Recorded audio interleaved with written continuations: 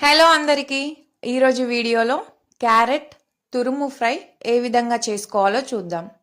Fry అంటున్నాను కదా అని డీప్ ఫ్రై ఎక్కువ ఆయిల్ యూస్ చేయడం అని అనుకోకండి. తక్కువ ఆయిల్తో ఏ విధంగా చేసుకోవాలో చూద్దాం.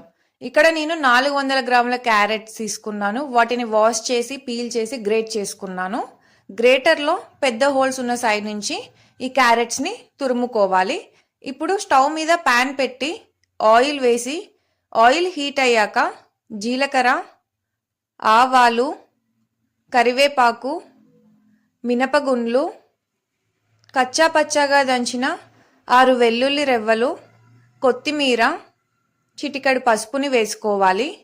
దీనిని మిక్స్ చేసుకోవాలి. ఇప్పుడు ఇందులోకి క్యారెట్ తురుమును యాడ్ చేసుకోవాలి. ఇది ఒకసారి మిక్స్ చేయాలి. ఇప్పుడు ఇందులోకి ఉప్పు, కారం యాడ్ చేయాలి.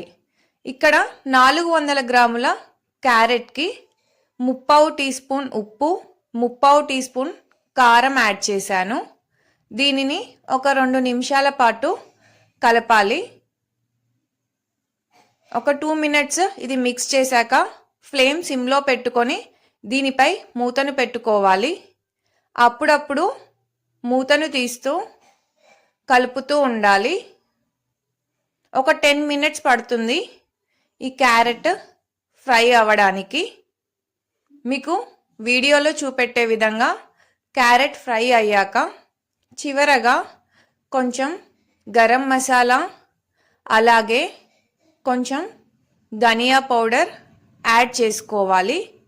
ఇదంతా ఒకసారి మిక్స్ చేసుకొని స్టవ్ ఆఫ్ చేసుకోవడమే. ఎంతో రుచిగా ఉండే carrot fry ready. Thank you for watching the video.